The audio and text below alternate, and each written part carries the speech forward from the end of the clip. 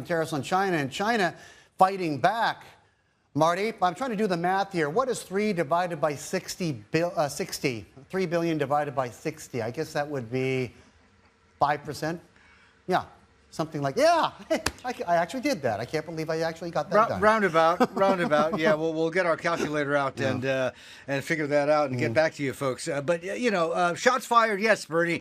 If you really want to be melodramatic about it, shots fired, but no man down, at least just yet. China, in fact, not just still standing, but it is firing back. The Commerce Ministry in China out with comments, and I'm paraphrasing. Basically, the message is, look, let's sit down, talk, try and settle this thing before somebody really gets hurt. On the specifics, they're saying, in the meantime, they're taking measures against U.S. products to offset the steel and aluminum tariffs, which come into force. This is tomorrow, Friday, U.S. time. These are the 232 tariffs, you remember. China will take measures in 2 stages against U.S. products if it cannot reach a deal, which I'll get back to in just a bit. Now, the first stage targets a list of 128 U.S. products with an import value of about $3 billion. This is based on 2017 numbers, so fairly modest, but it does suggest, Bernie, that they are thinking as well as planning ahead in case this situation escalates here. Now, China is also going to the WTO, filing a case against the U.S., which is a clear indication that Xi Jinping, as well as China, is or wants to play by the rules, at least for now and for a change. So I guess, if you're cynical, you might say, look who needs China, or look who needs the WTO now.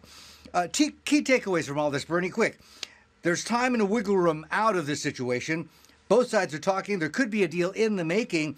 Existing differences, complaints look like they're going to go to arbitration at the WTO. So in total, negotiated solution, a deal addressing the current situation, as well as ruling or redress WTO for past grievances. So that's where we stand right now, Bernie.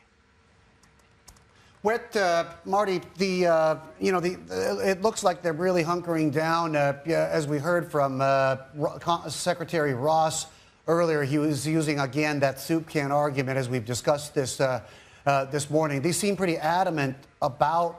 I know that steel is tomorrow. Today was high tech, and all that. Is there a delineation? Is there a differentiation in industries here? I mean, Trump loves his core. He was happy to put some steel workers, a handful of them, back to work at U.S. Steel mothballed plants. But if supply chains are disrupted, as we talked about in the last hour, he cares a lot less about Silicon Valley and the high-tech industry to a degree. Is that fair, or is that up for debate?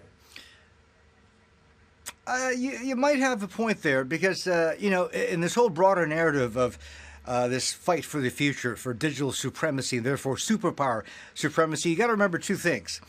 In the case of China, all of its tech leaders are state-backed, and China is not hurting for money. It's got tons of it, in fact. On the U.S. side, you have to remember you've got a government that's constrained, cash-strapped. We've talked about the budget deficits before, and even more now with the tax cuts, etc. So very much in terms of tech supremacy, digital supremacy, the U.S. has no choice, at least fiscally, to leave it more to the private sector and to the fellows over at Silicon Valley. So there might be a point there. We've also gotten a fair bit of reaction from U.S. corporates, American companies that could get caught in the line of fire, including from the apparel side. Now, remember, this is part of the whole consumption story, why and how the tariffs could backfire on the U.S. A lot of what the U.S. imports from China is soft stuff and finished stuff, right?